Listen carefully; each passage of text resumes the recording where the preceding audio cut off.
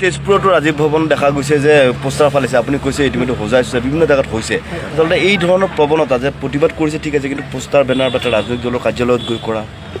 মই ক'লোৱেই মই আগতে ক'লোৱেই যে আমি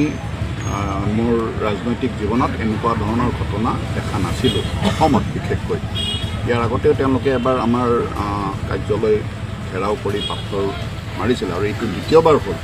যে এনেকুৱা ধৰণৰ কিছুমান অপ্ৰীতিকৰ ঘটনা তেওঁলোকে মানে কৰিবলৈ চেষ্টা কৰিছে। যিহেতুকে তেওঁলোকে চৰকাৰত আছে, যদি আমাৰ কংগ্ৰেছ দলৰ পৰা কিবা ভুল হৈছে বা কিবা হৈছে, তেওঁলোকে আইনগতভাৱে ব্যৱস্থা লোৱাৰ তেওঁলোকৰ হাতত উপায় আছিলে। আৰু কেতিয়াবা শ্লোগান দিছে সেইটো মানি ল'ব পাৰি, কিন্তু আহি যিসকল ব্যক্তিয়ে এই কাৰ্য কৰিছে আৰু দেখিবলৈ পোৱা গৈছে যে তাৰে বেছিভাগ তেওঁলোকৰ বিজেপি, তেওঁলোকৰ অত্যাচাৰটো অলপ বেছি আছে। আমি এফআইআৰত আমি দিয়া যিখিনি ভিডিঅ'ত আমি পাইছোঁ, যিকেইজন আমি তেওঁলোকৰ